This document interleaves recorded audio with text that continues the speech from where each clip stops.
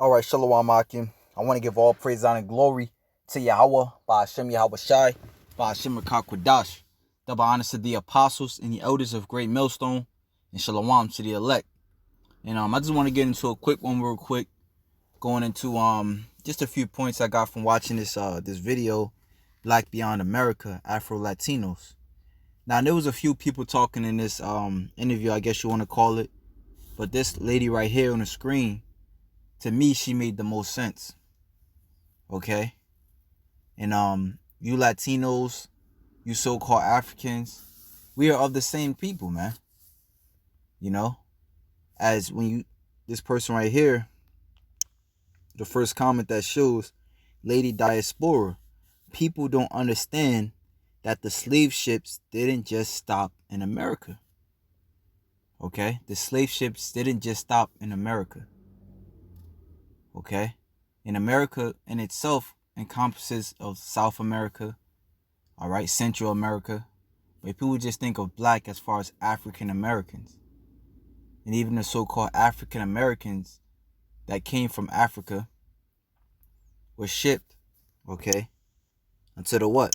As you see the chart here, majority of them were actually shipped to South America and Central America. Okay? As you see here, you know, it gives you a number, all right? Between North, South, and Central America, you got what? What's that? 10, 15, about 17 million of North, you know, and that's just Esau's estimate. We don't really know how many, you know, because the scriptures say Israel's as the sand of the sea. But even according to this chart, it shows you that there were more Africans that were shipped, all right, or Salakia, more Israelites, because according to the scriptures, which I'm going to get in a little bit too, it was foretold that we would be, you know, shipped throughout the four corners of the earth. Not the Africans, the Israelites. Okay? And it says we should go into Egypt again with ships. The slave trade happened through us being shipped from Africa into different ports of the world. Okay? So, like I said, I'm going to play a little bit of what she was saying. You know, I believe through the spirit she made the most sense. So let's just trying to get where she first started. Okay. You know, claro or moreno, which is like lighter brown. You can be negra or blanca, like black or white. But at the end of the day, everyone is the same.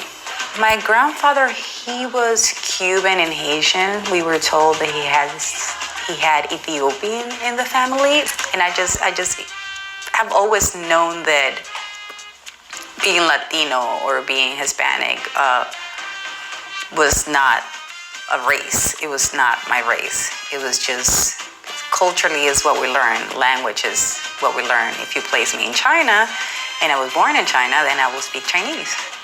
Wow. So, and that, you know, it's just another point I got out of that is that, you know, that's the Israelite foreigner. That goes into Israelite foreigners.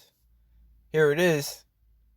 You know, to this world, we're going to use worldly terms. I'm a black person that lives in China.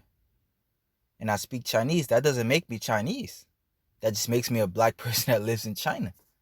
You know, which a biblical term would be an Israelite that lives in China. Okay, to the world, they will be known as Chinese. To the common understanding, they will be known based upon the land that they was at. You know, like you have, I believe Elijah was known as an Elkoshite.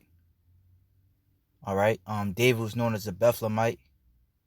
You know, so, but their origins was that of an Israelite. Okay, so we can play that back, man, because she could understand this, but most men who claim to be in the truth can't understand this. My race. It was just culturally is what we learn. Language is what we learn. If you place me in China. Right. You learn this was forced upon you. You have things known as what? The Spanish Inquisition. I always refer to the movie 1492 Conquest of Paradise, in which war broke out, and you had one of the interpreters for Christopher Columbus, you know, war broke out, And he had ran away, I guess, to go with his people. And Christopher Columbus like, where you going? And then he said, what? I learned your language, you never learned mine. Showing you that they were always slaves. Okay? As a slave, everything about you, it was beat out of you. It was suppressed. Okay? Your image was now, you identified as what this devil identified you as. Just as today, most people, even today, us being in this world, you got to identify as, you have your first name and then your last name, which your last name goes back to a slave name anyway. All right, that of your slave master. All right, but in the spirit, we are, whatever your Hebrew name may be, that's what you are in the spirit. Okay? And I was born in China, then I will speak Chinese. I will still be black. Grew up in a monolingual home. Right. So now let me jump to, let's see, I don't remember this part.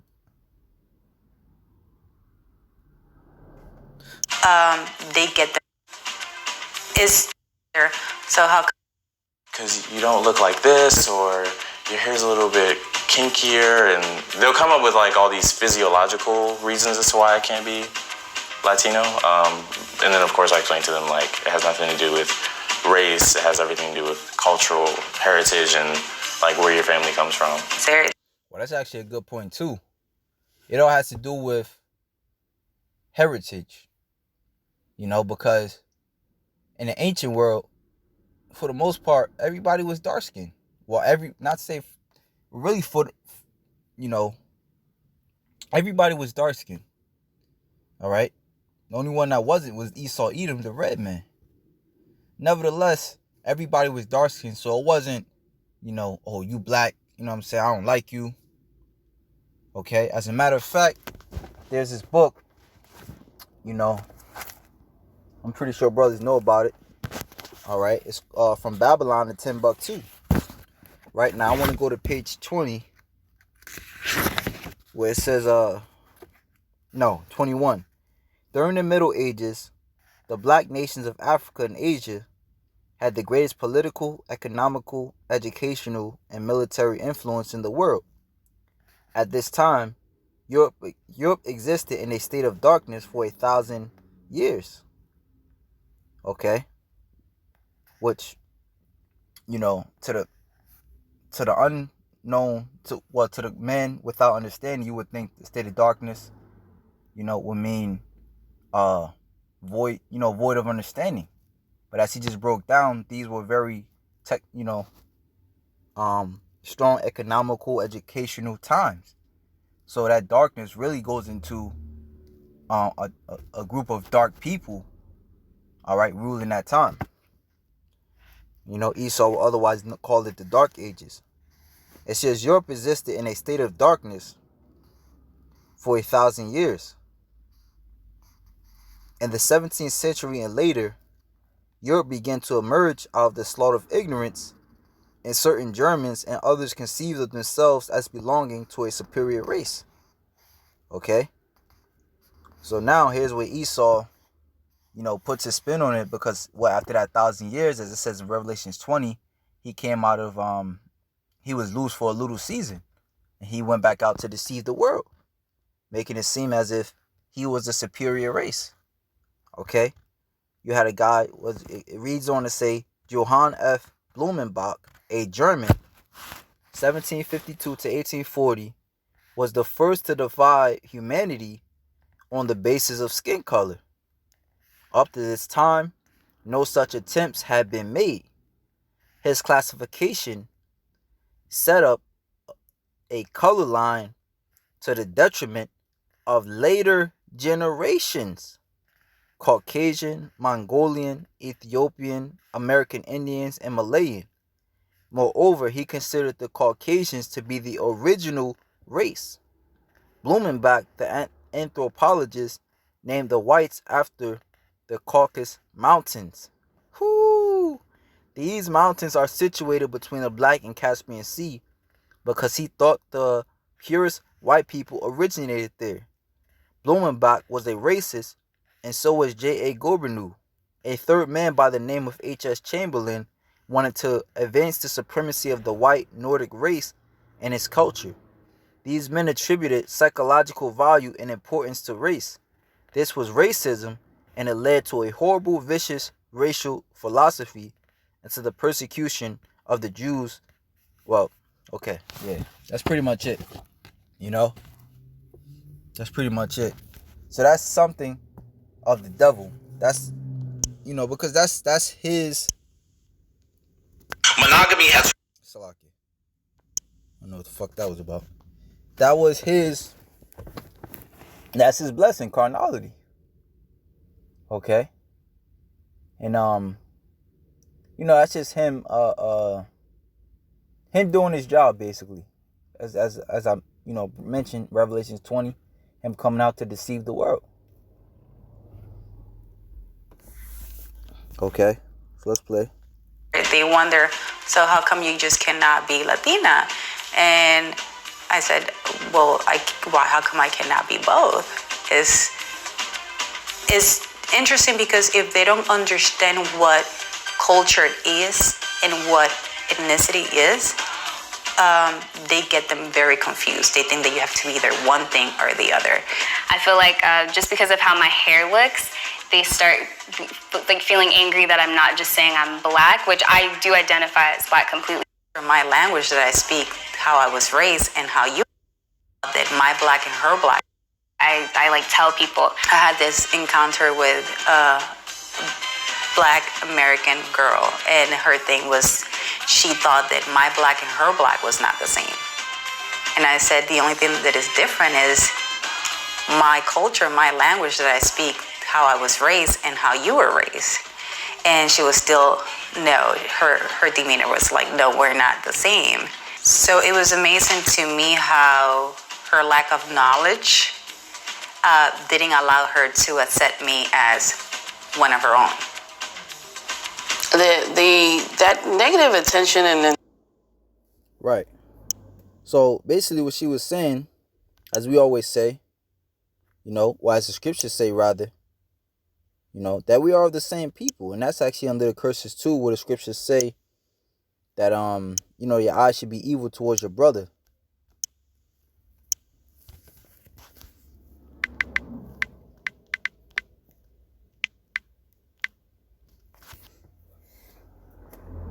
So Deuteronomy 28:54, so that the man that is tender among you and very delicate, his eyes should be evil toward his brother and toward the wife of his bosom, and toward the remnant of the children shall he leave.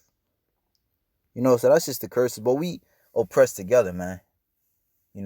What's happening over here in America to where the cops are unjustly doing African Americans wrong.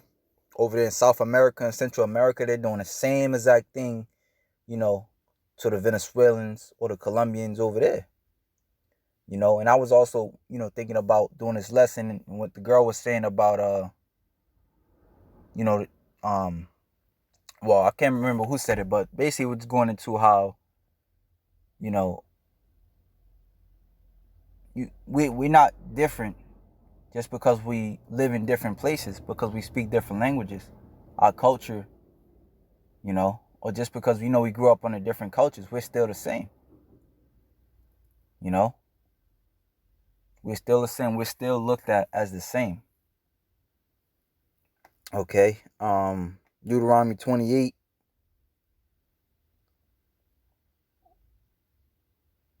And 64, going into the chart, which I had brought out earlier. I might as well just, go into the precept. And Yahweh shall scatter thee among all people, from one end of the earth even unto the other.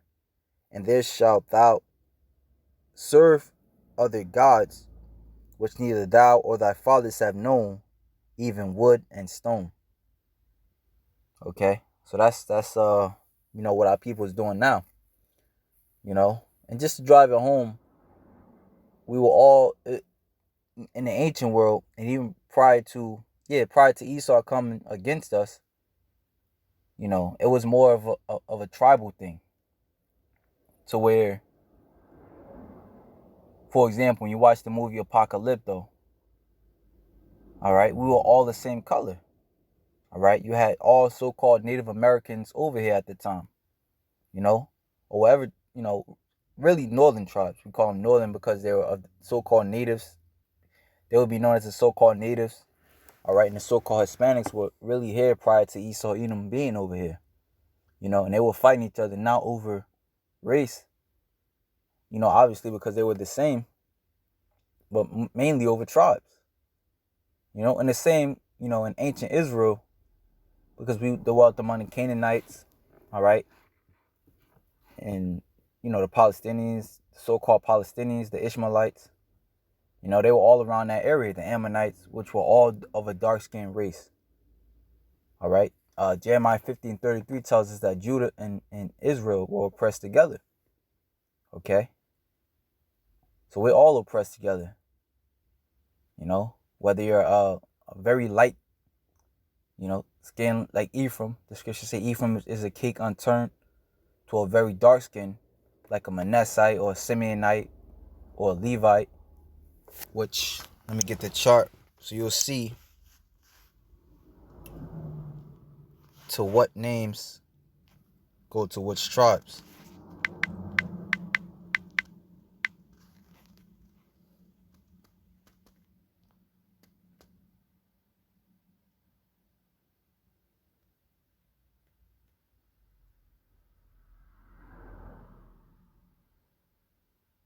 You see? So with that, Lord willing, you Akim will edify. Shalom to the elect.